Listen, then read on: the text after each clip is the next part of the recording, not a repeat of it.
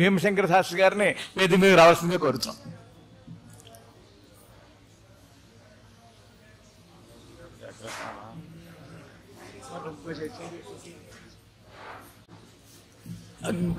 గౌరవ సలహాదారులు అనేటువంటి కేవీ రామూర్తి గారిని వేదిక మీద రావాల్సిందిగా కోరుతున్నాం.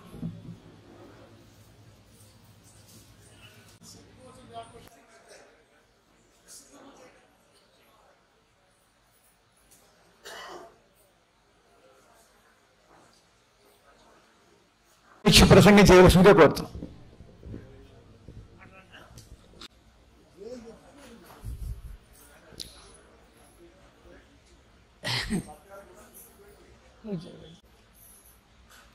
ఈరోజు వేదికను అలంకరించిన మహోపాధ్యాయులు శ్రీ వేదుల సుబ్రహ్మణ్య శాస్త్రి గారు, అలాగే ఈ వారం రోజులు మనల్ని వేదార్థ ఉపన్యాసాలతో అలరించిన ఘనాపాటి సీతారామచంద్ర ఘనాపాటి గారు, వేదిక మీద ఉన్న భీమశంకర శాస్త్రి ఘనాపాటి గారు, మన శంకరమఠం అడ్వైజర్ ప్రముఖ న్యాయవాది రామ్మూర్తి గారు, అలాగే మన చరణ్ గారు, వరుణ్ గారు, పవన్ గారు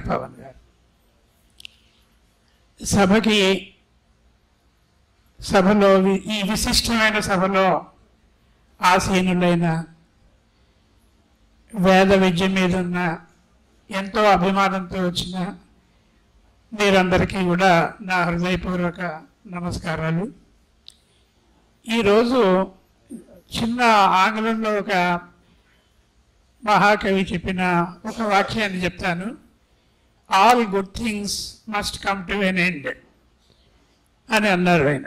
అంటే కూడా మీకు అందరికీ తెలుసు, ఎంత మంచి కార్యక్రమం అయినా కూడా ఒకరోజు వచ్చేసరికి అది ముగింపుకు వస్తుంది.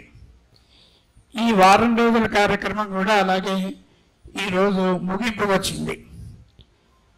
కానీ నేనేమనుకున్నానంటే, ఈ వారం రోజుల కార్యక్రమాన్ని ఆఖరి రోజు కూడా విన్న తర్వాత మన ఘనాపాటి గారిని ఈ కార్యక్రమాన్ని ఇలా కొనసాగిస్తూ ఇంకో ఏడాది పాటు కొనసాగించాలని ఆయన్ని కోరుకుందామని అనుకున్నాను.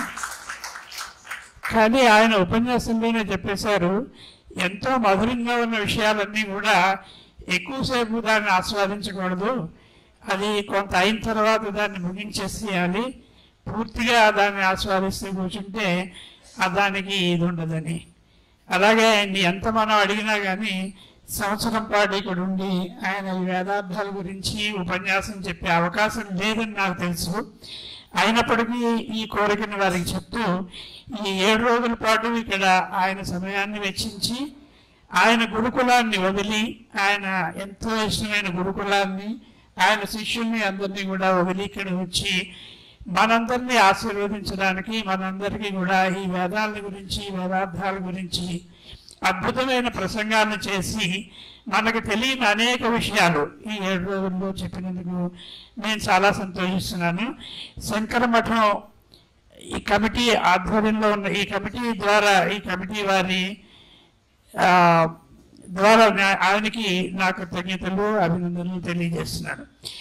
అయితే ఆయన ఈ 7 రోజుల పాటు చెప్పిన విషయాలన్నీ కూడా మన గ్రహణ శక్తిని బట్టి, మన ధారణ శక్తిని బట్టి మనకు ఉపయోగిస్తాయి. ఆయన ముందుగానే చెప్పారు, మీలో ఎంతమందికి గ్రహణ శక్తి ఉంది, ఎంతమందికి ధారణ శక్తి ఉంది అన్న విషయం నాకు తెలియదు. కానీ దానికి ఆయన ఒక ఉదాహరణ కూడా చెప్పారు, 2 ముసలమ్మల గురించి. అయితే ఇది ఎంత లేదనుకున్నా కానీ మనం విన్నందువల్ల మన హృదయాల్లో అతుకుపోయి మనకి తప్పకుండా దీనివల్ల ఎంతో ఉపయోగకరంగా ఉంటుంది. ఆయన వివాహాది కార్యక్రమాల గురించి చెప్పారు, ఉపనయనాల గురించి చెప్పారు. ఆఖరిలో ఈ రోజుని మనకి అనేక విషయాలు శివుడి గురించి చెప్పారు. ఈ విషయాలన్నీ కూడా మనం గుర్తుపెట్టుకుని మన నిత్య జీవితంలో ఎంతో ఉపయోగకరంగా ఉండేలాగా మనం చూసుకోవాలని మీ అందరికీ కోరుతున్నాను. ఘనాపాటి గారిని అవకాశం ఉన్నప్పుడల్లా తప్పకుండా విశాఖపట్నం విచ్చేసి మన శంకర మఠంలో మనందరికీ కూడా ఇటువంటి ఉపన్యాసాలు ఇస్తూ ఇటువంటి కార్యక్రమాలు తరచుగా చేయాలని ఆయనకి హామీ ఇస్తున్నాను. ఆయనకి ఇబ్బందికరంగా ఉండే ఇటువంటి సన్మానాలకి ముందు చెయ్యమని కూడా చెప్తూ, కానీ ఇటువంటి సన్మానాలు చేయకపోతే మనకు ఆనందంగా ఉండదు కనుక తప్పకుండా ఈ సన్మాన కార్యక్రమాన్ని ఆయన యాక్సెప్ట్ చేసి మనందరి తరఫున ఈ చిన్న సన్మానాన్ని తీసుకుంటున్నందుకు ఆయనకి అనేక సార్లు కృతజ్ఞతలు అభినందనలు తెలియజేస్తున్నాను. ఉద్దేశం వలసిందిగా కోరుతాం. ఓంకార పంచదశుకీం ఉపనిషదు జానకేలి కలకంఠీం ఆగమ విపిన మయూరీం ఆర్యాం అంతర్విభావయే గౌరీం సరిగమ పదనిరతాం తాం వీణా సంక్రాంతకాంతహస్తాంతాం శాంతాం మృదుస్వాంతాం కుటిభరతాం తాం నమామి శివకాంతాం సదాశివసమారంభాం శంకరాచార్య మధ్యమాం అస్మదాచార్య పర్యంతాం వందే గురు పరంపరాం. సభా సరస్వత్యై నమః. వారం రోజులు మానవ జీవితాన్ని సార్థక్యం పొందాలనేటట్టుగైతే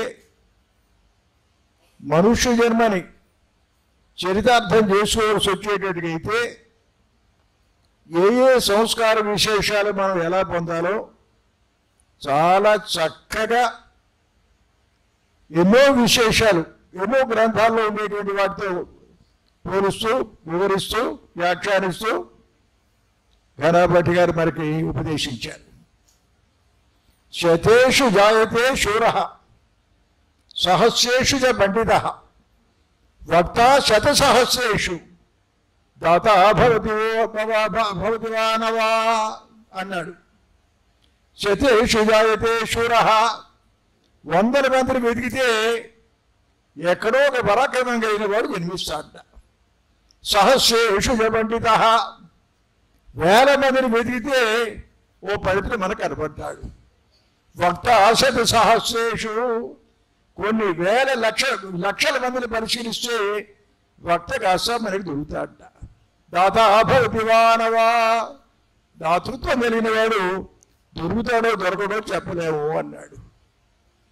అంచేత పాండిత్యం కలిగి ఉండడం, వక్తృత్వం కలిగి ఉండడం, ఈ రెండు దుర్లభములైనటువంటి గుణాలు. ఎక్కడో కానీ మనకి లభించవు.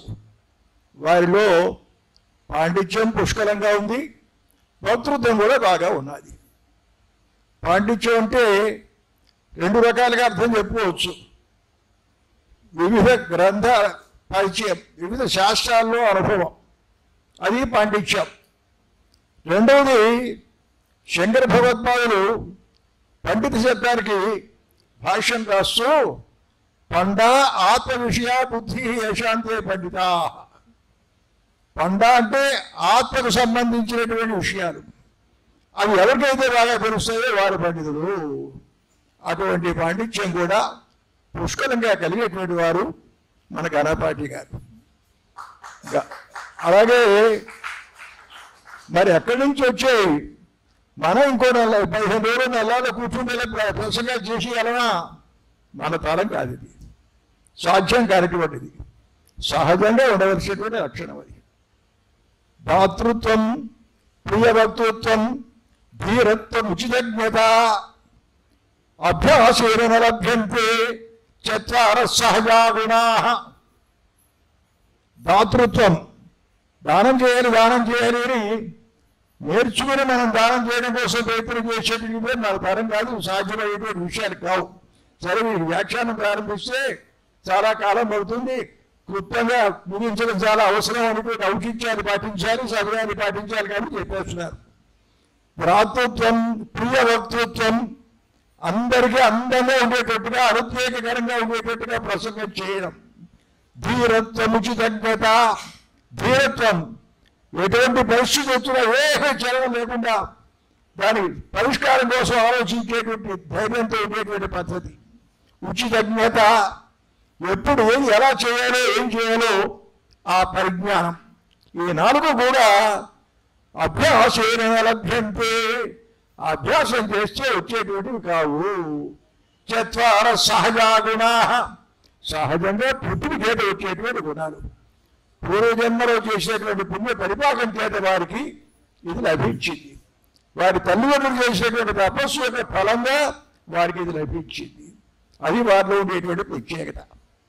కాళిదాసు మరొక్క విషయం కూడా మంచి విషయం చెప్పాడు. ఉత్తమ అధ్యాపకులు ఉండవలసిన లక్షణాలు, అది ఉత్తమ ఉపన్యాసకులు కూడా వర్తిస్తుంది. శిష్టా క్రియా కశ్చిదాత్మ సంస్థ సంక్రాంతిరన్యస్య విశేషయుక్త యశోభయం సాధు శిక్షకాణం ధురి ప్రతిష్టాపితవ్యేవా. శిష్టా క్రియా కశ్చిదాత్మ సంస్థ, కొంతమందిలో పాండిత్యం పుష్కలంగా ఉంటుంది, కానీ చెప్పేటువంటి తీరు మాత్రం సక్రమంగా ఉండదు. ఎవరికి ఏమీ అర్థం కాదు. మహాపండితులే కానీ ఏం ప్రయోజనం ఉంటే ఒక దిశ కూడా ఇవ్వండి ఏదైతే మనం అనుకుంటూ ఉంటాం. కొంతమంది ప్రసంగాలు బ్రహ్మాండంగా చేస్తారు, గంటల కొద్ది ప్రసంగాలు చేస్తారు. అయిపోయిన తర్వాత కాగితం కలం పట్టుకుని ఏం చెప్పారో ప్రతి ఒక విషయం కూడా మనకి మిగులుతుంది. బోధనా శక్తి, సమూహంగా ప్రసంగించేటువంటి శక్తి కొంతమంది ఉంటుంది. యశోభయం, యశ ఉభయం, ఎవరికైతే రెండు కూడా ఉంటాయో దురి ప్రతిష్టాపితవ్యేవా, అగ్రగణ్యుడిగా అగ్రస్థానంగా వారికి పరిణితి వలసి ఉంటుంది. ఆ విధంగా అటు పాండిత్యం, చక్కగా బోధనా శక్తి రెండు పుష్కలంగా కలిగేటువంటి వారు మన ఘనపాఠి గారు. ఇంకా వారు చెప్పినటువంటి విషయాలు ధర్మం యొక్క స్థితిని చక్కగా విశ్లేషించారు. ధర్మం ఎన్నెన్ని రకాలుగా ఉంటుందో విశ్లేషించారు. వేదంతో ప్రారంభించారు. ధర్మో విశ్వస్య జగత ప్రతిష్ట, ఆ వాక్యంతో ప్రారంభించి లోకం యొక్క స్థితికి ధర్మం ఆధారం.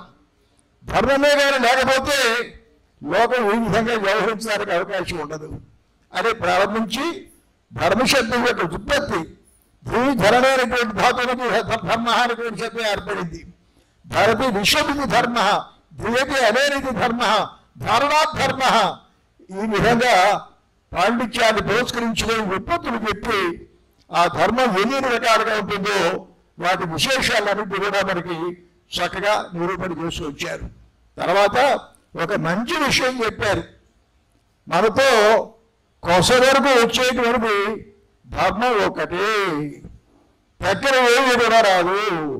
భార్య కానీ బిడ్డలు కానీ సంసారంలో కానీ లేదా ఆప్తులు కానీ మనం సంపాదించే ఆస్తి కానీ ఏమీ మనతో వచ్చేటువంటిది కాదు. ఒక్క ధర్మం మాత్రమే వస్తుంది.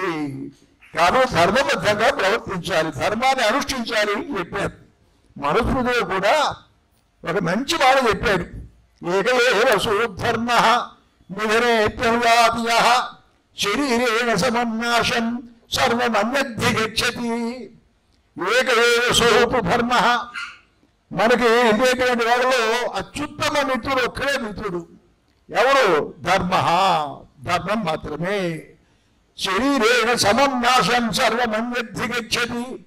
శరీరంతో సమస్తం కూడా నశిస్తుంది, కానీ నిధనే ప్రియ, మన ఈ జీవుడు ఉత్కమనమైన తర్వాత కూడా వెంట వచ్చేటువంటిది ధర్మం మాత్రమే. అందుచేత సమాజంలో అందరూ కూడా ధర్మబద్ధంగా బ్రతకవలసిందే. దానికి జాతి గారి, కులం గారి, మతం గారి, దేశం గారి, కాలం గారి ఏది కూడా అది రావద్దు. సమస్త మానవాళి కూడా ధర్మబద్ధంగా జీవించవలసిందే. అదే తర్వాత కూడా వస్తుంది అని మనువు చెప్పాడు. బ్రహ్మసూత్రాల్లో కూడా తదనంతర ప్రతిపత్తవరం సంపరిషక్త ప్రసరూపణాభ్యాం అనే సూత్రం దగ్గర భాష్యం రాస్తూ సంస్కారాలతోనే జీవుడు వెళ్తారు అనేటువంటి విషయాలు శంకరుడు కూడా నిరూపణ చేసుకొచ్చారు. కాబట్టి ధర్మ మార్గాన్ని ఏనాడు విడిచిపెట్టకూడదు అనే విషయాన్ని చాలా చక్కగా నిరూపణ చేసుకొచ్చారు. తర్వాత ఉపనయన సంస్కారం చాలా గొప్ప సంస్కారం. ఇది ద్విజత్వాన్ని కలిగిస్తుంది. శ్రౌత స్మార్త నిత్య కర్మ అనుష్ఠానానికి అనుకూలమైన అవసరమైనటువంటి ఉపనయనం. అది అటువంటి ఉపనయనమైనటువంటి దాన్ని జాగ్రత్తగా చేసుకోవాలి. దాంతో గాయత్రి జపం కూడా చేయాలి అని గాయంత్రి అయిపోయింది. ఆ గాయత్రి ఎవరైతే జపం చేస్తారో వాళ్ళు రక్షిస్తుంది.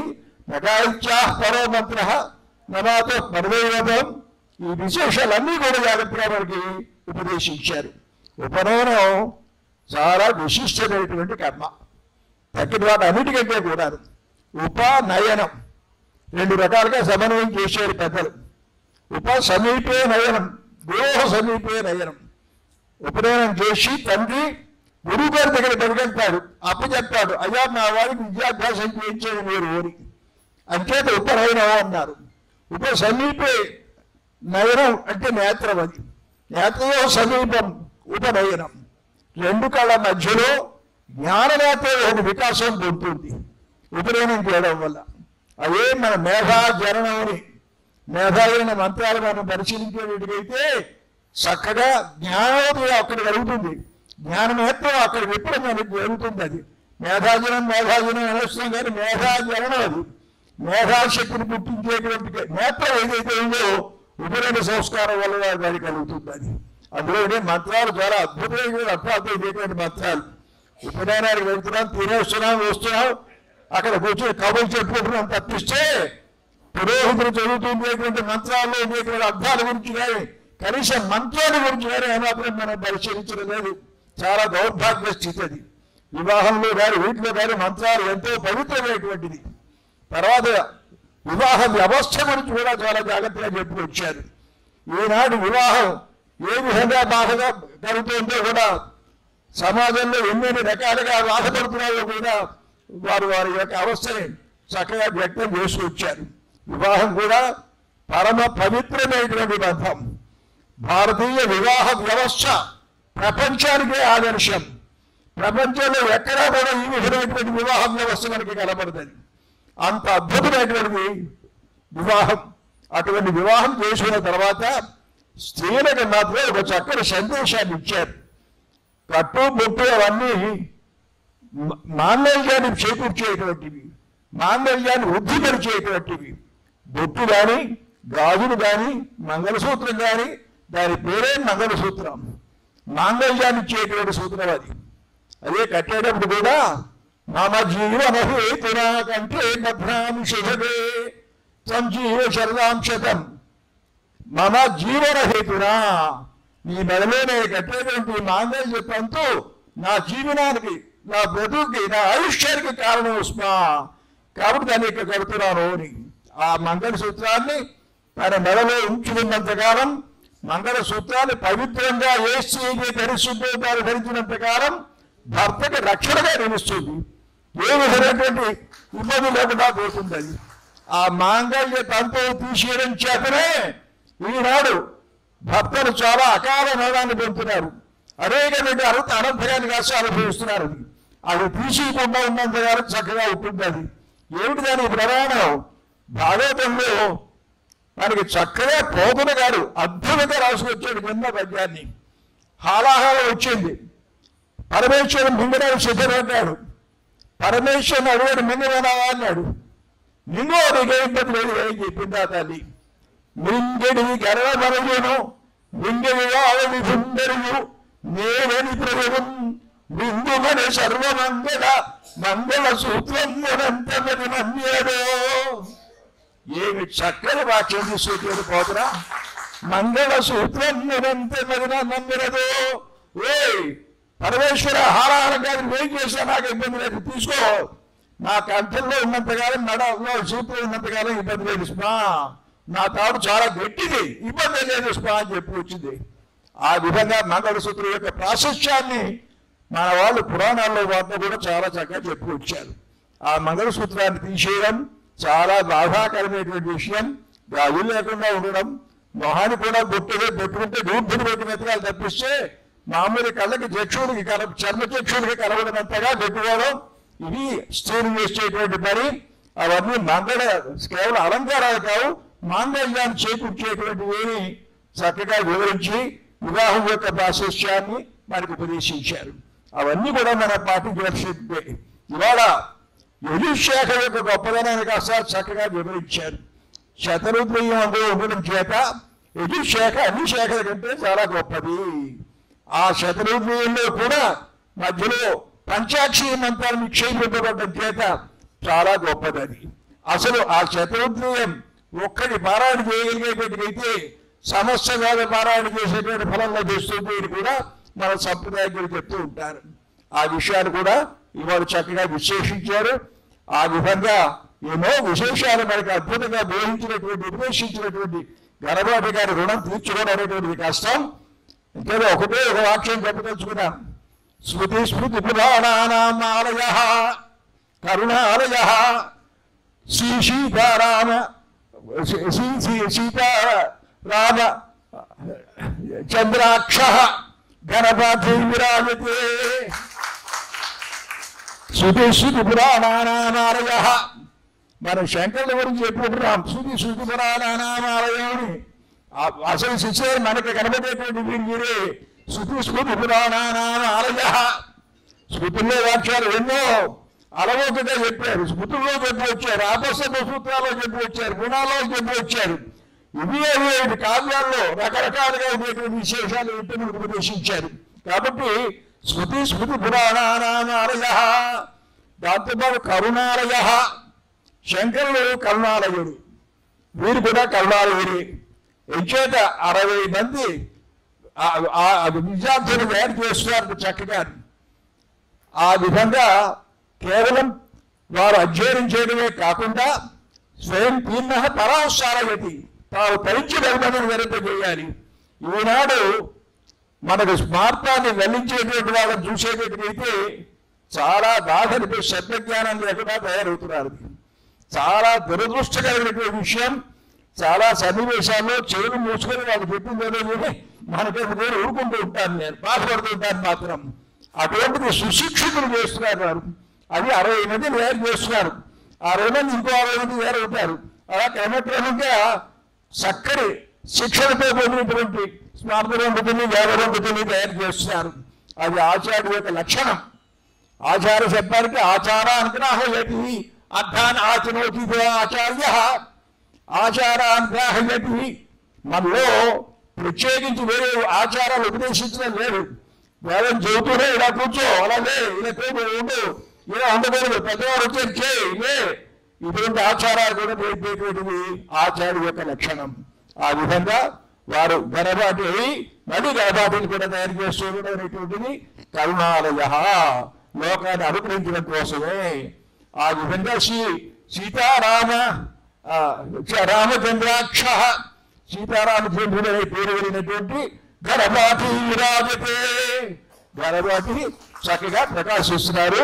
శుభభుగా సర్వేషా జ్ఞానాం. వారి అమూల్య సందేశాన్ని అందించాల్సిందిగా కోరుతాం. సందేశం ఏం లేదు. ఇచ్చేదంటే సార్ చెప్పిన తర్వాత అది గంగా ప్రవాహంలో వెళ్ళిపోతుంది. మనది అతి చిన్నటువంటి దాంతో మనం కాలం కూడా సద్వినియోగం చేసుకోవచ్చు. చెప్పాలి అనేటువంటి కుతూహలమే తప్ప ప్రారంభంలో సరే సభలో ఉన్నటువంటి పెద్దలకి పిల్లలకి అందరికీ కూడా ఆ వేద పురుషుడికి శంకరుడికి నమస్కరించి మనం ప్రారంభించుకుంటే సుశ్రవ అని ప్రారంభించారు. వేదార్థోపన్యాసాలు మొదటి రోజునాడు బ్రహ్మదండము అని, మోదుగ వృక్షము అని, ఆ మోదుగ వృక్షం దేవతలు మాట్లాడుకునేటువంటి మాటలు విన్నది అని, ఆ బ్రహ్మదండం చేత బ్రాహ్మణుడు బ్రహ్మచారిగా ఉండి గాయత్రి అనుష్ఠానం చేయడం చాలా ఉత్కృష్టమైనది అని ప్రారంభం ఉపన్యాసంలో ఉపక్రమ ఉపసంహారములలో ఆ మోదుగ గురించి చెబితే తర్వాత ఎక్కువ ఆయన సంధ్యావందనం, అగ్ని కార్యము, నిత్యాచరణ, పెద్దలు చెప్పినట్టుగా ఈ ఉపనయన వివాహాది సంస్కారములు, శతరద్రవ్య పారాయణల గురించి అన్నీ చెప్పారు. మనుస్మృతి మొదలుగా కలిగినటువంటి ఆచార్య శబ్దం గురించి ఆచార్యాన్ని పాలయతి, ఆచారాన్ని గ్రాహయతి, ఇవన్నీ ఎలా చెప్పుకుంటూ వస్తే మేము కూడా ఇవే విషయములు చాలా వేదికల మీద చెప్పారు. చాలా పండితులు ఇంచుమించు మనం విన్నప్పటి నుంచి ఎవరు చెప్పినా ధర్మం గురించి, ఆస్తిగతం గురించి చెబుతారు. ఈ సంధ్యావందనం చేయండి అని నేను ఉపనయనాలు చేయించిన చోటు కానీ ఏదైనా చిన్న చిన్న సభల్లో మాట్లాడితే ఒక తల్లిదండ్రులు వచ్చి అన్నారు, ఏమండి మా వాడికి సంధ్యావందనం చేయమని చెప్పారట, మా తాతగారు చేయలేదండి, మా ముత్తాత చేయలేదు, మన ఇంటా వంట లేదు, సంధ్యావందనం చేయమని. ఇప్పుడు మనం కొత్తగా ప్రారంభించడమా అని చమత్కరించాడు అనుకున్నారు. కానీ బాధపడ్డాను. అది ఇంటా వంటాకి సంబంధం లేదు, వాళ్ళు చేయలేదు అనేటువంటి విషయాన్ని కాకుండా మనం ఈవేళ ఇలా చేయాలి అనేటువంటి ఉపదేశము అని. న స్నానం న విలేపనం న కుసుమం నాలంకృతామూర్ధజాః వాణ్యేకామలంకరోతి పురుషం వాగ్భూషణం భూషణం. భూషణము ఏది అంటే వాగ్భూషణమే భూషణము అని. ఆ వాక్కు పవిత్రము అవ్వాలి అంటే గీర్వాణి ఎత్ర వాణి ప్రవర్తతే శుద్ధ్యతి, చక్కనైనటువంటి పరిష్కృతమైనటువంటి సంస్కరింపబడినటువంటి వాణి, ఆ నాలుక మీద సరస్వతి యొక్క అనుగ్రహం కలిగి బ్రహ్మజ్ఞానం పొందింపజేయడానికి ఉపనయనంగా ఇది సంధ్యావందనం చేయడంలో ఉన్నటువంటి పటుత్వాన్ని, ఇది అధ్యక్షులు చెప్పినట్టుగా ఇది 7 రోజులు 70 రోజులు చెబితే కాదు, సంవత్సర కాలం అలా చెప్పడం వల్ల నేను ఇంచుమించుగా 5-6 రోజులు 4 రోజులు వచ్చాను, 2 రోజులు రాలేకపోయాను.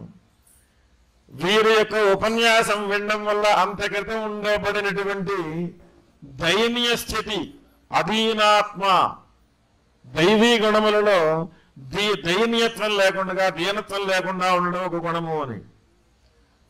నిర్భయంగా మనకు తెలుసున్నటువంటి విషయాన్ని విధి విధానములుగా ఇలా చెప్పాలి, ఏదో అనుశాసనం, ఏదో ఉపాసిత మీరు ఈ రకంగానే చేయండి అనేటువంటి ధైర్యం దేనివల్ల కలుగుతోంది, దేనివల్ల కలిగింది 7 రోజుల్లో అంటే వీరు ఉపన్యాసం వాక్పటుత్వం చేత, ఆ చెప్పేటువంటి గంభీరమైనటువంటి వాక్కు చేత కలిగింది అని. సరే, అన్వర్థనామధేయులు సీతారామచంద్ర కనపాటి గారు అని చెప్పారు.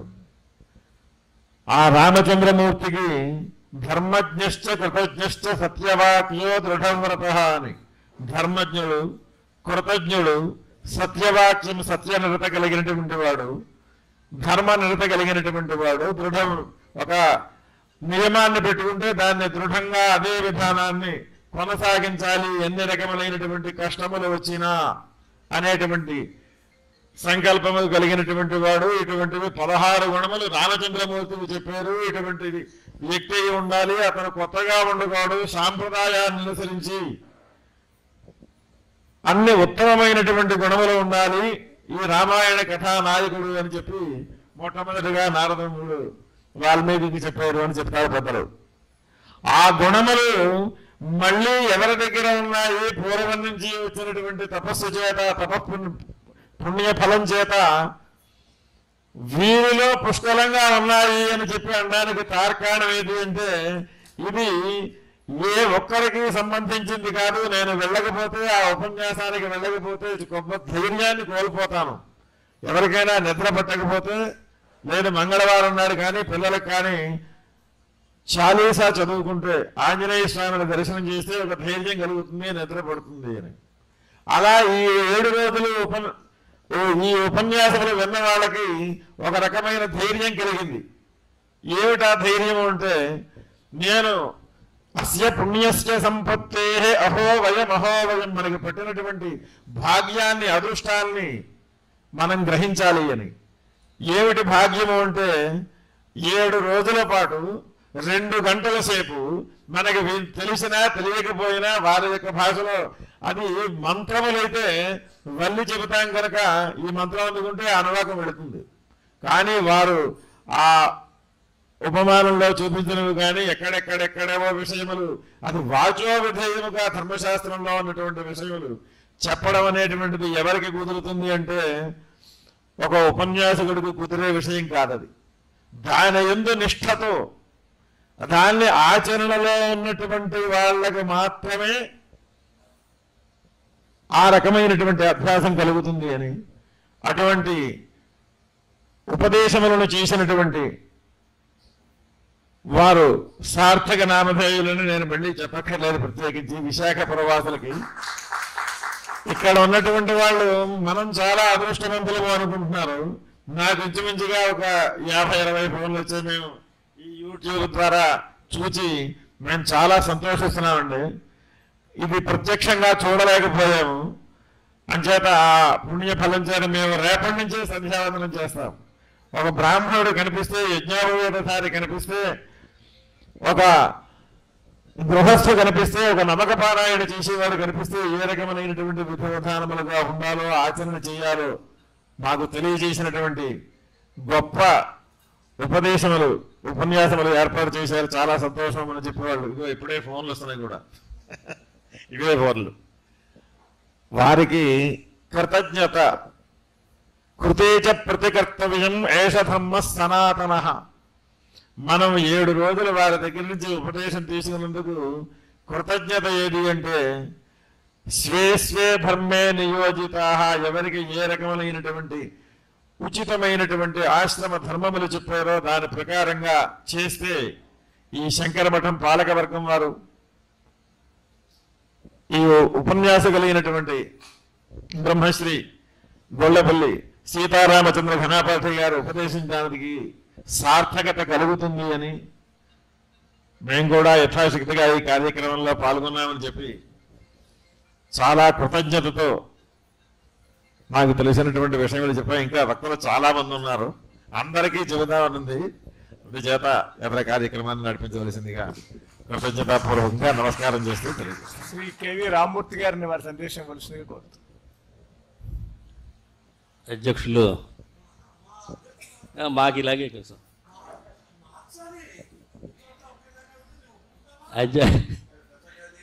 అధ్యక్షులు తాతపూడి రవిరాజు గారికి, డాక్టర్ తాతపూడి రవిరాజు గారికి, మా గురుపుత్రులు, ఈ సభకి ముఖ్య అతిథిగా చేసినటువంటి ఆచార్య సార్వభౌమ శ్రీ వేదుల సుబ్రహ్మణ్య శాస్త్రి గారు, భీమశంకర్ ఘనపాటి గారు, పవన్ గారు, ఈ వారం రోజులు మనందరినీ ధర్మ మార్గంలో, ఎంతో కొంత ధర్మ మార్గంలోకి నడిపించాలి అనే ఒక కాంక్ష, తృష్ణ, పిపాస వారికి ఉన్నాయి. అందరి యందు ఆ అభిమానం. గుళ్ళపల్లి వారి గురించి మా చిన్నప్పటి నుంచి మాకు తెలుసు. అది మా పూర్వజుల యొక్క పుణ్యఫలం. వారి తండ్రి గారు ఆంజనేయ ఘనపాటి గారు, ఇంకా వారి తాతగారు అందరూ కూడా, ఆ కుటుంబ సభ్యులందరూ కూడా మాకు చిరకాలంగా తెలుసున్న. విశాఖపట్నం వచ్చాక కూడా, అక్కడే కాకుండా కోనసీమలోనే కాకుండా, అది మా పూర్వపుణ్య ఫలం. అప్రస్తుత ప్రసంగం అనుకోకపోతే నేను ఒక 2 విషయాలు మాత్రం మనవి చేసే ముందు, ఇందాక శ్రీరామచంద్రుడి యొక్క ప్రస్తావన తీసుకొచ్చారు కనుక భీమశంకర శాస్త్రి గారు, శ్రీరామచంద్రుడికి ఉన్నటువంటి 16 గొప్ప లక్షణాల్లోనూ ఆర్జవము అని ఒకటి ఉంది. అది ఈవేళ నటనలోకి వచ్చాను. తండ్రిగా ఎలా నటించాలి, కొడుకుగా ఎలా నటించాలి, భగవంతుడు నటించాడు. కపట నాటక సూత్రధారి అయినటువంటి శ్రీ మహావిష్ణువు రామచంద్ర అవతారంలో నరుణ్ణి అని చెప్పి నటించాడు అని చెప్పి మనం అనుకుంటూ ఉంటాం. పాటలు కూడా రాశారు. అయితే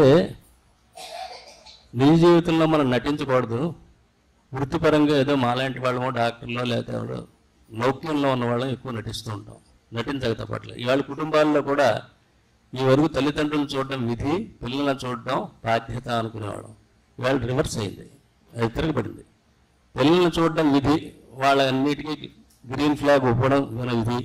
తల్లిదండ్రులు చూడడం అనేది మన బాధ్యత. అందుకని బాధ్యత కనుక ఎక్కడో చోట భోజనం వచ్చేలా గవర్నమెంట్ ఇస్తే పెన్షన్ ఇవ్వాలి, లేదు అంటే మనం మామూలుగా వృద్ధాశ్రమం కడతాం. లేదా నాన్నగారికి ఒంట్లో పోవలేదు, అమ్మగారికి ఒంట్లో పోవాలంటే మా సినిమాలకి లేకపోతే టూరిజాలకి వీటికి చాలా కష్టం అవుతుంది.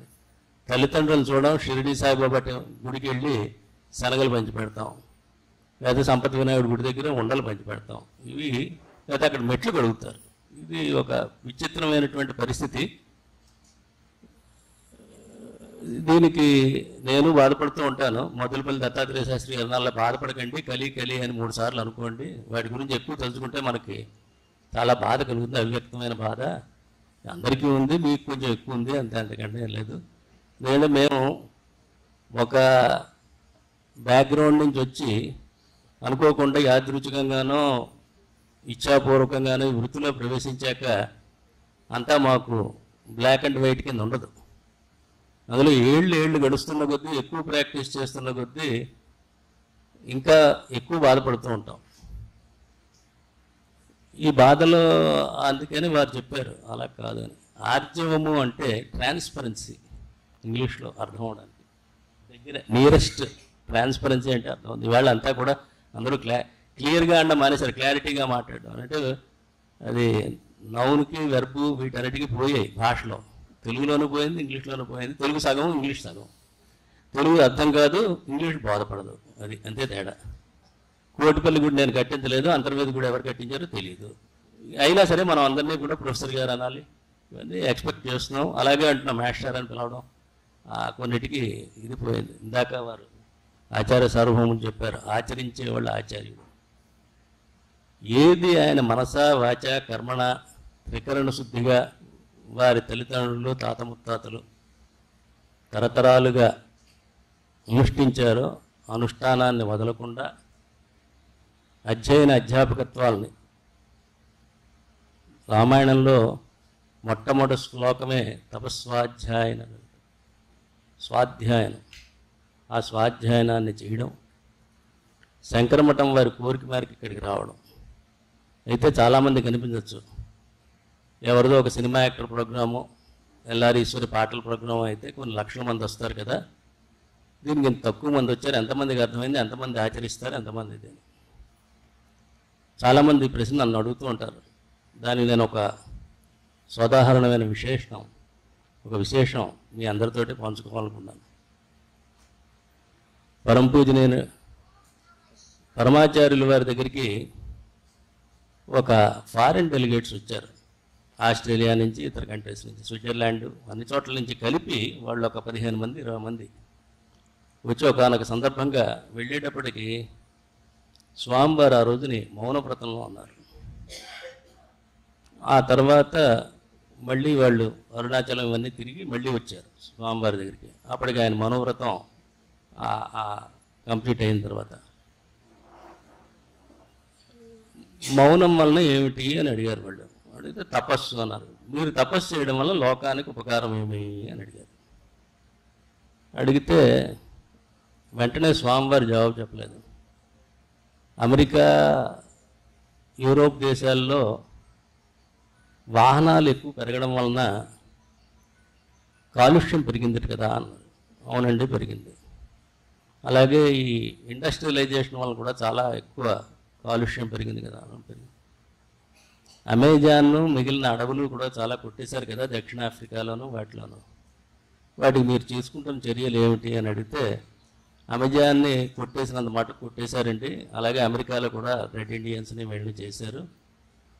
కానీ ఇప్పుడు మళ్ళీ మేము దాన్ని పునర్నిర్మిస్తున్నాం, ఈ అడవులన్నింటినీ కూడా పెంచడానికి.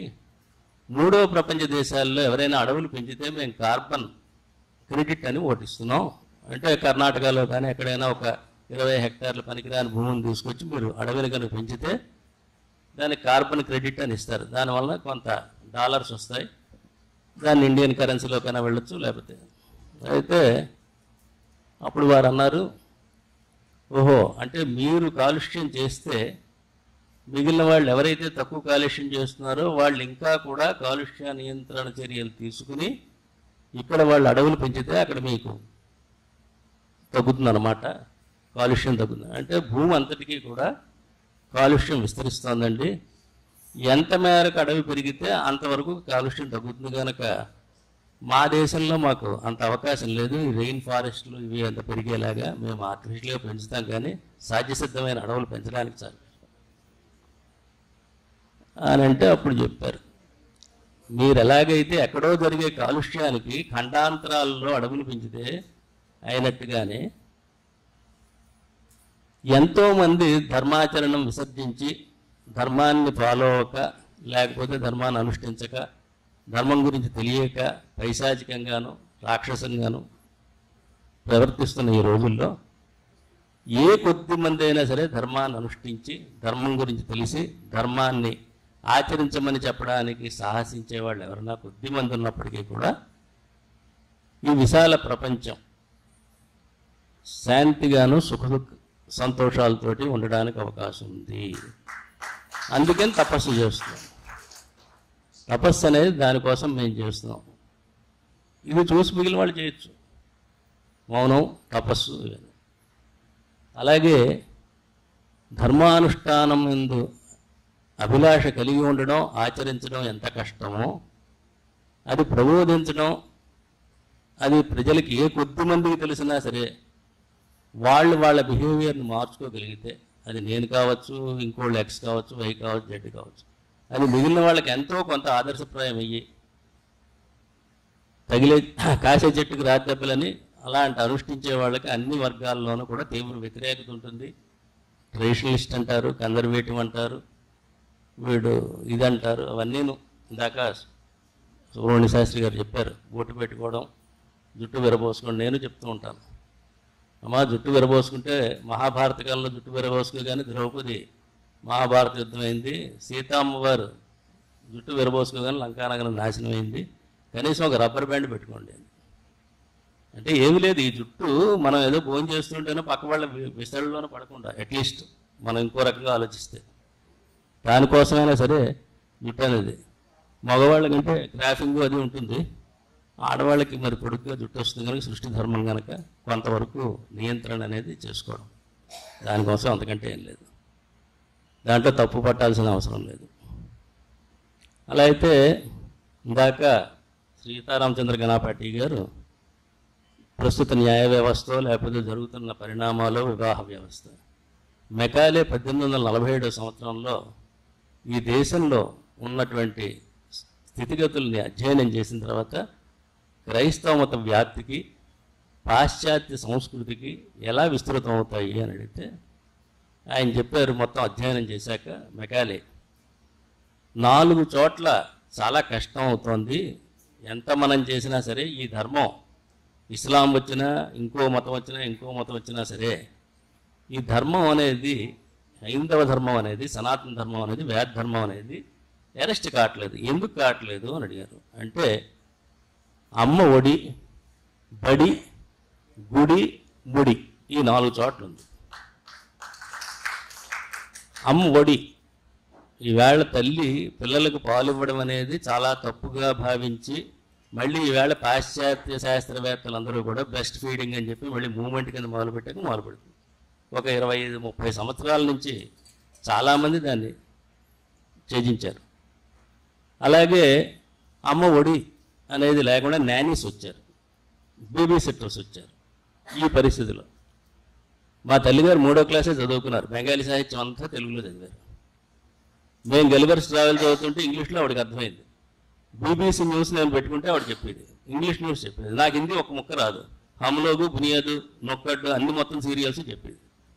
ఏమిటి అని అంటే తల్లి యొక్క పెంపకాన్ని ఎవరో కూడా, అమ్మ ఒడి. నెక్స్ట్ గుడి, తల్లితోటి తండ్రితోటి గుడికి వెళ్ళడం, అక్కడ దర్శనం, అక్కడ అన్నార్తులకు ఏదైనా చేయడం, దాహార్తులకో అన్నార్తులకో లేకపోతే బిచ్చగాళ్ళకో వాళ్ళ చేత చేయించడం, పిల్లల చేత చేయించడం అనేది అలవాటు చేస్తే అది వాళ్ళకి ఇవ్వడం అనేది స్టార్ట్ అవుతుంది. అమ్మ ఒడి, గుడి అయ్యాక 3 బడి. ఈవేళ మెట్రికులేట్ స్కూల్స్ అవి లేకపోవచ్చు, కానీ 1847లో మీరు కనుక చూస్తే ఫార్ ఎడ్యుకేషన్ అనేది గురుకులాల్లోనూ వీటిల్లోనూ వేదాధ్యయనం ఇది ఎలా జరుగుతుందో, చేతి వృత్తులు, కుల వృత్తులు కూడా అలా తరతరాలుగా వచ్చినవి. దానికి సజీవ సాక్ష్యాలే మన కట్టడాలన్నీ కూడా. శిల్పశాస్త్రం కానీ, దారు శిల్పం అని, సిమెంట్, మీరు ఈవేళ ఎన్ని రకాల శిల్పాలు, రాయి, పంచలోహాలు, ఇవన్నీ కూడా శిల్పశాస్త్రంలో కాదు. నాట్యం, ఇవన్నీ కూడా ఎక్కడ స్కూళ్ళ కింద లేవు, స్కూళ్ళ కింద లేకుండానే. అలాగే హక్కులు అని చెప్పలేదు, విధులు అని చెప్పారు. ఒకరు ఒక విధిని నిర్వర్తిస్తే, కుమారుడు తన విధిని నిర్వర్తిస్తే అది తండ్రికి హక్కు, తల్లికి హక్కు, భార్యకి హక్కు, పిల్లలకు హక్కు. వీడి విధులను వీడు నిర్వర్తిస్తే అది విధి అనుకుంటే బరువు కాదు, బాధ్యత అనుకుంటే బరువు, రెస్పాన్సిబిలిటీ అనుకుంటే బరువు, డ్యూటీ అనుకుంటే బరువు కాదు. అలాగా ఏదైతే ధర్మాన్ని వారు అనుష్ఠించాలని చెప్పారో అది వారు ఆచరించారు కనుక వారి మాట యందు మనకి అపరిమితమైనటువంటి గురి ఉంటుంది, ఫాలో అవ్వాలన్న అభిమానం కలుగుతుంది. అలాగే ఇక్కడికి వచ్చిన వాళ్ళందరూ ఏమాత్రం అనుష్ఠించినప్పటికీ కూడా అది ఉత్తర కాలంలో ప్రభావితం అయ్యేవాళ్ళు చాలామంది ఉంటారు. అయితే ఇందాక వారి కోర్టు గురించి వాటి గురించి చెప్పారు. అమ్మ ఒడి, గుడి, బడి చెప్పాను. ముడి దగ్గరే ఇప్పుడు మనం ఆగాం. ఈవేళ 2 ఫ్యామిలీ కోర్టులు. నేను ప్రాక్టీస్లో 42 ఏళ్ల క్రితం జాయిన్ అయినప్పుడు చాలా సిగ్గుపడుతూ ఈ ఊళ్ళో ఉన్న చాలా డబ్బున్న వాళ్ళు, డాక్టర్లు, ఎవరో పెద్దవాళ్ళు కూడా సబ్ కోర్టులో మధ్యాహ్నం 2:30కి జడ్జి గారి ఛాంబర్స్లోంచి జడ్జి గారి దగ్గరికి వెళ్ళేవారు. బయట అయ్యేవి కాదు కేసులు, ఓపెన్గా మ్యాట్రిమోనియల్ కేసెస్. ఈవేళ 2 ఉంటూ ఉండగా అనకాపల్లిలో ఒకటి, గాజువాకలో ఒకటి ఫ్యామిలీ కోర్టు పెట్టాలి అని డిమాండ్స్. అది మోస్ట్ లుక్రేటివ్ ప్రాక్టీస్ కూడా అయింది. ఎందుకంటే పర్సంటేజ్లు వస్తున్నాయి సెటిల్మెంట్. ఇది పరిస్థితి. అయితే ఈ మధ్యన సుప్రీంకోర్టు ఇచ్చిన తీర్పుల గురించి అడిగితే ఒక పెద్ద ఆయన బాగా చదువుకున్నవాడు, శాస్త్రం బాగా, న్యాయశాస్త్రం అంటే ప్రస్తుతం న్యాయశాస్త్రం బాగా చదువుకున్నాడు. ఏమీ లేదయ్యా దాని గురించి పెద్దగా మనం మాట్లాడుకోక్కర్లేదు, ఏమీ లేదు, ఎవరి భార్యతోటైనా ఎవరైనా సరే అయ్యప్ప దగ్గరికి వెళ్ళొచ్చు అని క్లుప్తంగా చెప్పాలంటే. ఎందుకంటే ఎవరి భార్యతో ఎవరన్నా సరే వీళ్ళ నేరం కాదు, సుప్రీంకోర్టే చెప్పింది. అయ్యప్ప దీక్షకి మామూలు సంబంధం లేకుండా 6:1లో చెప్పారు. ఏ వయసులో ఉన్న ఆడవాళ్ళు ఎవరైనాను అంటే ఎవరి భార్యతోటి ఎవరైనా సరే అయ్యప్ప దగ్గరికి వెళ్ళచ్చు. ఇది క్లుప్తంగా. ఇది చాలా బాధాకరమైన పరిణామం. కానీ మనం ఏం చేయలేం. ఒక్కోసారి ఇదంతా కూడా కాలమహిమ. దీనికి ఎదురెదడం చాలా కష్టం. కానీ దీంట్లోనే కొంత మళ్ళీ ఉత్తర కాలంలో మళ్ళీ ఒక రినైజాన్స్ మళ్ళీ వస్తుంది అని చెప్పి ఆశాభావంతో మనం ఎప్పుడు ఉండాలి.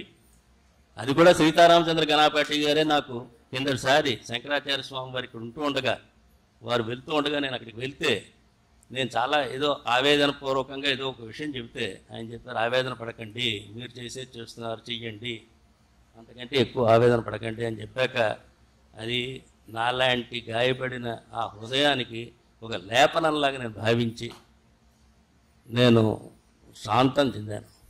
అందుకని ఏంటంటే ఈ ప్రసంగం ఎక్కువ మంది రాలేదనో లేకపోతే విశాఖపట్నం అంతా వినలేదనో కాదు, ఎంతమంది విన్నారు అని కంటే ఎంతమంది దాన్ని అర్థం చేసుకుని ఏమైనా కొంత ఆచరించడానికి, వారు చెప్పినవన్నీ అర్థం అవ్వడానికి కూడా చాలా కష్టం.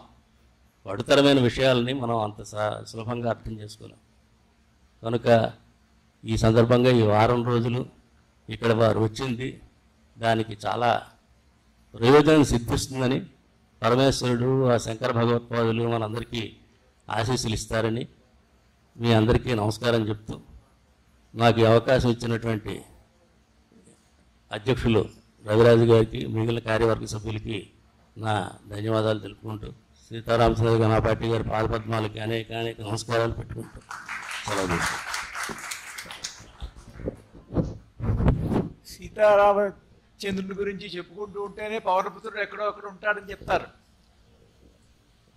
తర్వాతన స్వయంగా పవనుడే ఇవాళ మన కార్యక్రమానికి వచ్చి కార్యక్రమం అంతా విని సభలో ఉన్నారు. వారిని కూడా 1-2 నిమిషాలు మాట్లాడాల్సిందే కోరుతాం. గురువు గారికి నమస్కారం. అలాగే వేదికపై ఉన్న పెద్దలకి, ఇక్కడ వచ్చేసిన వాళ్ళందరికీ కూడా నమస్కారం. గురువు గారు చాలా మంచి విషయాలు చెప్పారు ఈరోజు. మనం ఎట్లా ఉండాలి, ఎట్లా ఉంటే మనము కరెక్ట్ మార్గంలో ఉంటాము అన్నది ఆయన చెప్పారు. సో ఆయన అందించిన మెసేజ్ మనందరం ఫాలో అయ్యి వీలైనంత మనం మంచిగా ఉండి నలుగురికి మంచి చేయగలిగితే ఆయన చాలా సంతోషిస్తారని భావిస్తున్నాను. ఆయనకి ధన్యవాదాలు తెలియజేస్తూ సెలవు. క్లుప్తంచమే క్లుప్తిష్టమే అనుంది. ఇందాక బావగారు చెప్పిన దాంట్లో క్లుప్తంచమే క్లుప్తిష్టమే అని చెమకంలో వస్తుంది. క్లుప్తంగా ఉండాలి. అది యావత్ సారమును యావత్ విజ్ఞానమును ఒకే ఒక్క వాక్యంలో తెలియజేయడం గురించి, అనంతమైనటువంటి భావాన్ని ఒక వాక్యంలో తెలియజేయడం గురించి శ్లోకములు, చిన్న చిన్న పదములు వాట్ల వల్ల. అలాగ వారు చెప్పింది 7 రోజులు ఉపన్యాసములు చెప్పడం వల్ల వారికి మనం ఏదైనా చేయగలము అంటే వారు చెప్పినటువంటి దాంట్లో ఆచరిస్తే నేను వేసినటువంటి విత్తనములు ఫలీభూతానికి వచ్చాయి, దీనివల్ల దైవానుగ్రహం కలుగుతుంది అని అలాగే రామమూర్తి గారు చెప్పింది కూడా ఇక్కడ ఈ పని చేస్తున్నాము ఎక్కడో ఏది జరుగుతుంది అంటే చాలా గొప్పదైనటువంటి సాదృశ్యం తీశారు. ఏమిటంటే ఆ కాలుష్య నివారణ గురించి ఏమిటి ఇక్కడ తపస్సు చేస్తున్నారు అంటే ఎక్కడో కాలుష్య నివారణ అవుతోంది, అందుచేత అక్కడ చెట్లు పెంచేటువంటి పర్యావరణం పెంచేటువంటి పరిస్థితి లేదు, అందుచేత ఆ 50 కిలోమీటర్లలోనూ అక్కడ పారిశ్రామిక ప్రాంతం కింద అభివృద్ధి చేశాం కనుక మీరు ఇంకో చోట ఎక్కడో 50 కిలోమీటర్లకి 100 కిలోమీటర్లు అడవి తీసుకుని దాని పర్యావరణాన్ని పెంచండి అని. ఎక్కడో కాలుష్య నివారణ గురించి ఇక్కడ పెంచడం ఏమిటంటే భూమి యొక్క అక్షాంశంలో దీని వల్ల ఎక్కడ ఏది జరిగినప్పటికీ కూడా ఇదే జరుగుతుంది అని. ఒక గ్రామంలో శతరుద్రేయం నమక పారాయణ చేసేటువంటి ఒక వ్యక్తి ఉంటే ఈ నమక పారాయణ యొక్క ఫలితం వల్ల ఈ విశ్వానికి అంతటికీ కూడా పుష్టి కలుగుతుంది అని ఆ నమ్మకంలో ఉన్న పెద్దలు చెబుతూ ఉంటారు. విశ్వం పుష్టం గ్రామే అస్మిన్ననాతురం అని. అందుచేత ఈ ఉపన్యాసముల యొక్క సారభూతాన్ని, ఈ ఫలితాన్ని విశ్వమానవ కళ్యాణం గురించి అర్పణ చేస్తూ వారి వారి యొక్క అమూల్యమైనటువంటి సందేశములు ఇచ్చారు. ఇక తరువాయి కార్యక్రమం మనం చేయవలసినటువంటి సన్మాన కార్యక్రమం ప్రారంభించారు. రామకోటయ్య గారు అంతా రామరామంతా చాలా చాలా సంతోషకరమైనటువంటి విషయం. కాలాతీతం అయిపోయింది, కానీ ఇంపార్టెంట్ విషయాలు చెప్పిన తర్వాత రామమూర్తి గారు చెబుతున్నప్పుడు కళలో నుంచి ఒక రకమైన ఆనంద భాష్పాలు వచ్చినాయి. అలాగే నేను నా అదృష్టం ఆంజనేయ ఘనపాటి గారు వారి పిల్లలు, వారి ఘనపాటి పిల్లలు అల్లుళ్ళు వాళ్ళందరినీ ఒకసారి చూసినప్పుడు ఎంత సంతోషం వేసిందో చెప్పడానికి వీల్లేదు.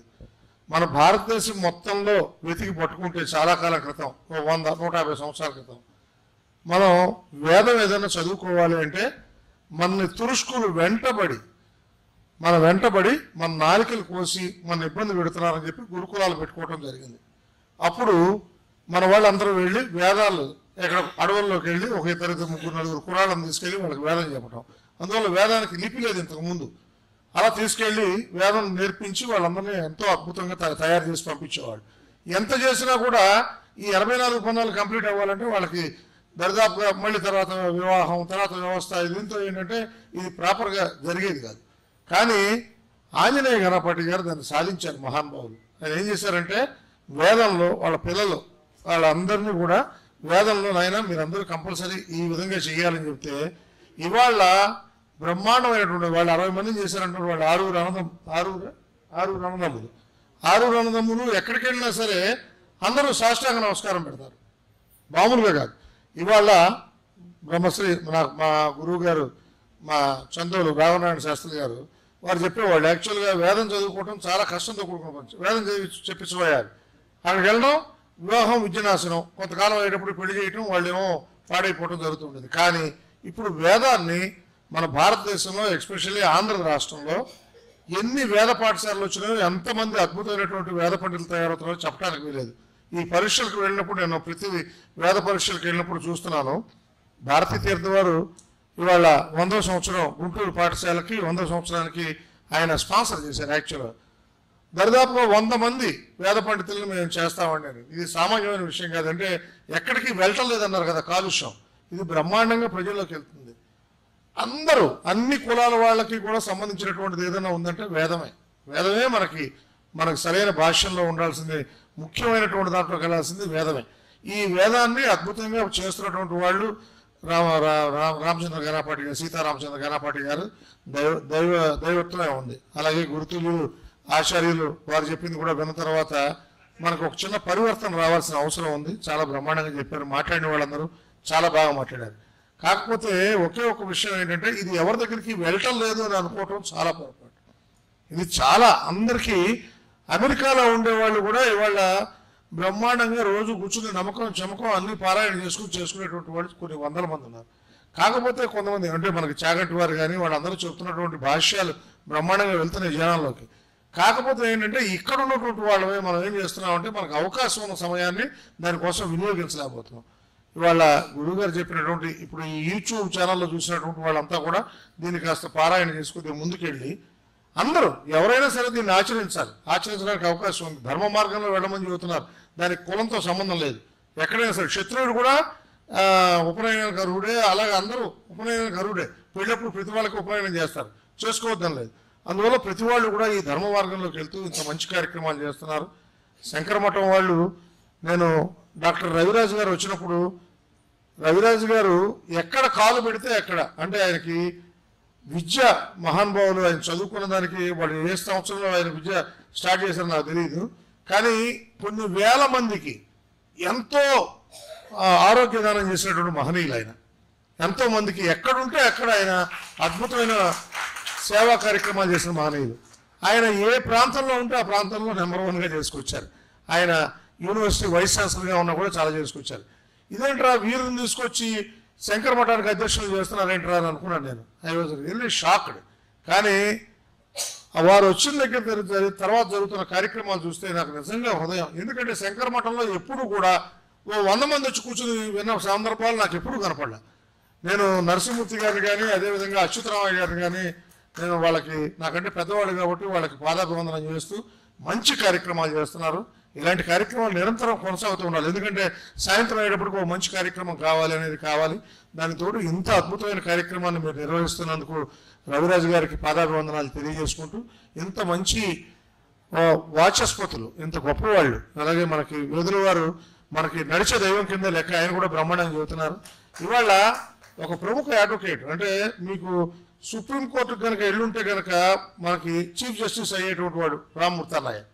నేను గొప్పగా చెప్పట్లా, ఎందుకంటే ఒక పేపర్ పైనుంచి కిందకి ఇలా ఒకసారి చూశాడంటే మన వాళ్ళలో గొప్పతనం. ఓ పేపర్ పైనుంచి కిందకి ఇట్లా చూస్తే రామ్మూర్తి గారు పేపర్లో కంటెంట్ ఓన్లీ 1 నిమిషంలోనే చెబుతాడు, ఒకే 1 నిమిషంలో చెబుతాడు. మిగతా 49 నిమిషాలు మనతో మాట్లాడేది వేరే విషయాలు మాట్లాడతాడు. వేరే ఈ కేసు ఇలా ఉంటుంది రా అబ్బాయి అని చెబితే ఆ కేసు అలాగే ఉంటుంది. అంత అద్భుతమైన ప్రజ్ఞాశీలి. అలాంటి వాళ్ళు ఇలాంటి అద్భుతమైనటువంటి ప్రసంగాలని ప్రతి వాళ్ళు అందరూ కూడా నాకంటే బాగా మాట్లాడేవాళ్ళు కొన్ని 100 మంది ఉంటారు. అందుకని వెనక సీట్లకు పరిమితం కాకుండా పిల్లల్ని తీసుకుని మీరు వచ్చేటప్పుడు పిల్లల్ని, నాన్న నా కోసం 2 గంటలు టైం స్పేర్ చేయరా నాయన అని చెప్పి మన పిల్లల్ని తీసుకుని మనం ఇక్కడ ఈ కార్యక్రమాలకు వస్తే ఇది సఫలం అవుతుంది. రాబోయే రోజుల్లో ఈ యూట్యూబ్ కూడా చూపిస్తే బాగుంటుందని కోరుకుంటూ ఈ అవకాశాన్ని ఇచ్చిన శంకర మఠం కార్యవర్గానికి, ఎస్పెషల్గా అచ్యుతరావు ఏదో మాట్లాడమన్నారు, నాకు తోచింది ఏదో మాట్లాడాను, క్షమించండి ఏమైనా తప్పులు ఉంటే. ధన్యవాదాలు. ఇంకొక అదృష్టం ఏంటంటే విశాఖపట్నంలో నాకు ఏ చిన్న అవకాశం వచ్చినా ఏదొచ్చినా సరే నేను వెళ్ళి దండం పెట్టుకునేది ఎవరికంటే భీమశంకరం గారికి. కారణం ఏంటంటే భీమశంకరం గారు నాకు ఇలాగా చిన్న పని చేయాలండి, ఏమండి మా నాన్నగారు ఆర్థికం ఉంది, నేను మా ఊర్లో పెడితే మా గ్రామంలో మా నాన్నగారు అక్కడ ఆ ఇంట్లో 60 సంవత్సరాలు ఉన్నారు కాబట్టి నా ఉద్దేశం ఏంటంటే 60 సంవత్సరాలు కాపురం చేశారు ఆయన, అక్కడికి వెళ్ళి అక్కడ పెట్టాలని నా తాపత్రయం. అక్కడ పెడతానండి అని అంటే విశాఖపట్నం సమంగా జరగదని అనుకున్నా. కరోనాలో నా వల్ల కాలేదు, అక్కడికి వెళ్ళడానికి కూడా కుదరలేదు. ఆ సందర్భంలో భీమశంకరం గారు అన్న ఆ బాలు గారిని పంపించి అద్భుతంగా, ఎంతో అద్భుతంగా, అసలు మా ఇంట్లో అక్కడ ఎలా అయితే కార్యక్రమం యథావిధిగా చేస్తామో 2.5 గంటలు నేను కింద కూర్చోలేను, నాకున్న ప్రాబ్లము, కానీ ఎంతో అద్భుతంగా మన కార్యక్రమాన్ని, అంటే ఈ తల్లిదండ్రులు పెట్టే కార్యక్రమం అద్భుతం అని నేను చెప్పకూడదు, కానీ ఆ కార్యక్రమం యథావిధిగా చేసే ఏర్పాటు చేశారు. ఇలాంటివి ఏదైనా చిన్న సమస్య వచ్చినప్పుడు భీమశంకర్ గారు దండం పెట్టి, అయ్యా పలానా వాళ్ళకి కొద్దిగా ఆశీర్వచనం చేయాలి, రామకోటయ్య గారు మీరు పిలిచారు కదా నేను వస్తాను. అసలు ఎంత గొప్ప విషయం రామచంద్ర గణపతి గారు, మీకు అదే విన్నవించుకుంటున్నాను. ఈ ఊర్లో మాకు నడిచే దైవం ఎవరైనా ఉన్నారంటే భీమశంకరం గారు. ఆయన తయారు చేసిన వాళ్ళ మేనలుళ్ళు, వాళ్ళ తమ్ముళ్ళు, వీళ్ళందరినీ మంచి వాళ్ళని తయారు చేశారు. మీ నాన్నగారు ఎలా అయితే చేశారో అలాగే వాళ్ళ నాన్నగారు అవధాని గారు ఎలా చెప్పిందో వాళ్ళు ఫాలో అవుతూ వాళ్ళ మేనలుళ్ళు అందరినీ తీసుకొచ్చి చేస్తున్నారు. ఇది చాలా గొప్ప విషయం. వేదం బాగా ముందుకెళ్తుంది, అంత మంచి కార్యక్రమాలు జరుగుతుంది, అందరూ చూస్తున్నారు.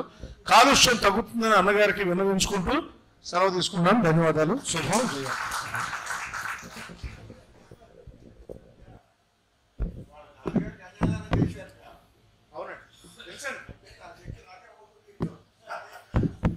అయ్యా, ఈ 7 రోజులు బట్టి జరిగిన కార్యక్రమాల్లో అత్యంత ముఖ్యమైనటువంటి కార్యక్రమం మన ఉపన్యాసకుల్ని గణపతి గారిని మనం చిరు సత్కారం, చిరు సన్మానం చేయడం. అందువల్ల దానికోసం ప్రత్యేకమైన ఆసనం ఒకటి విషయం సీతారామచంద్రులు గారిని ఆసనం మీదకి రావాల్సిందిగా కోరుతున్నాను.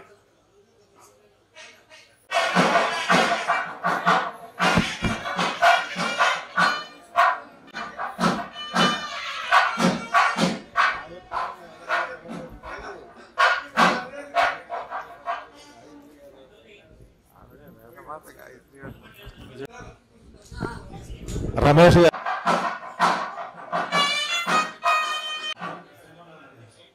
వారి యొక్క ఉపన్యాసంలో మన యొక్క శరీర భాగంలో సగ భాగం కర్మభక్తి అర్ధనారీశ్వరత్వాన్ని ఉపదేశం చేశారు.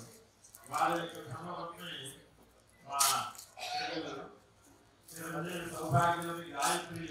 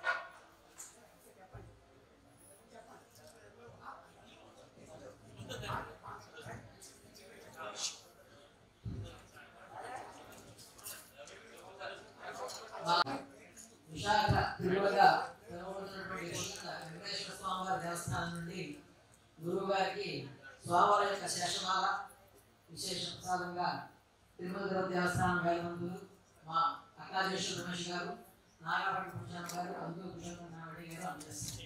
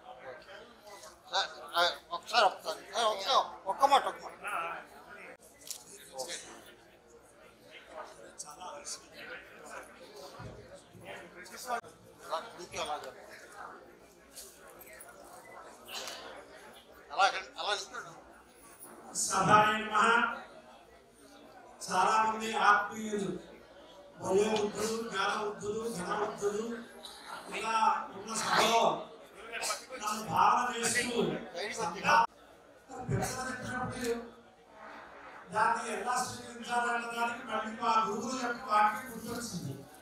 ప్రస్తుతానికి నా దగ్గర అంత వారు చెప్పినటువంటి సత్తా లేదు, కానీ సౌహృదయంతో చెప్పినందుకు కాలాంతరంలోనో జన్మాంతరంలోనో అది ఫలిస్తుంది.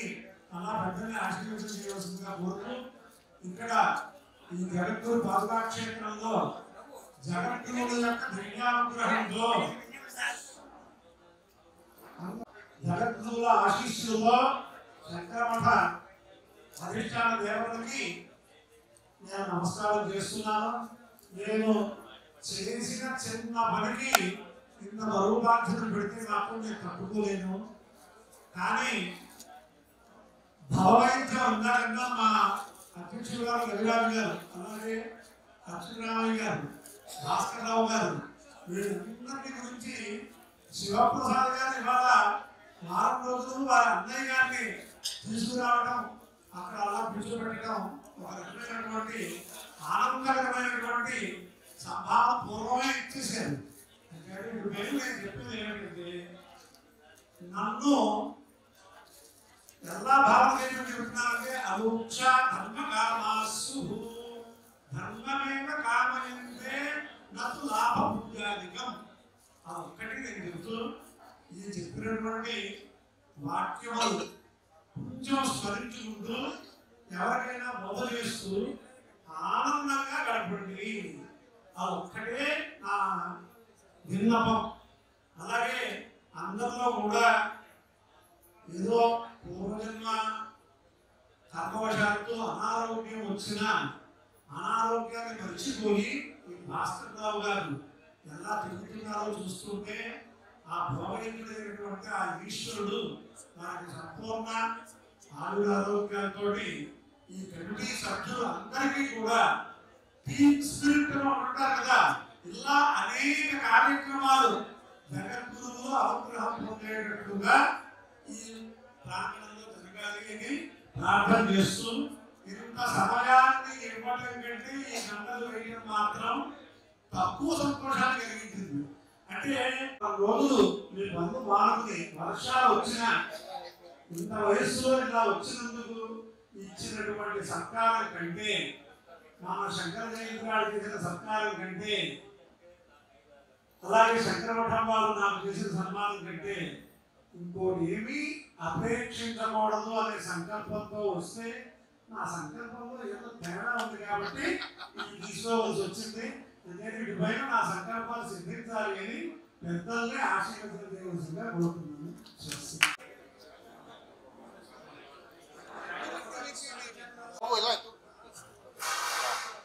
వెనకే కనపడలేదు, అందరూ కనపట్లేదు, అందరూ ఒకసారి అందరూ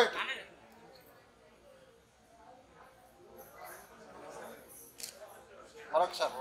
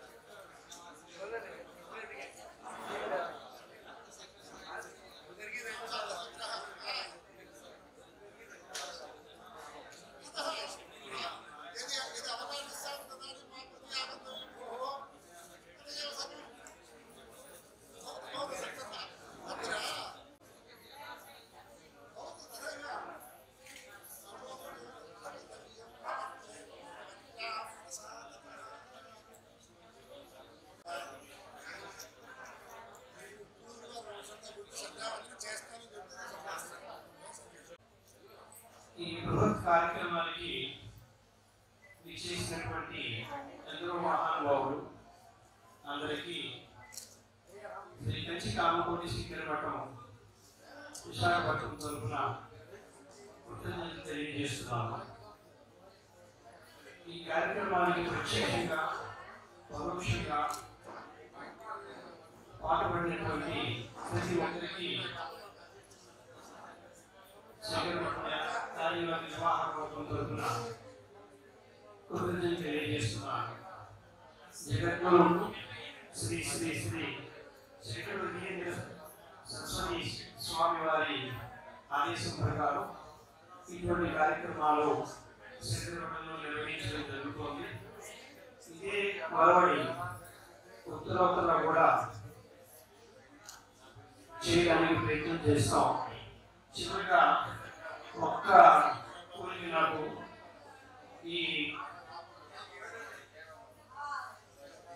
ఈ బోర్డులో ఒక పంచాక్షరిని సాధ్యం కావాలని నేను కోరుకుంటున్నాను.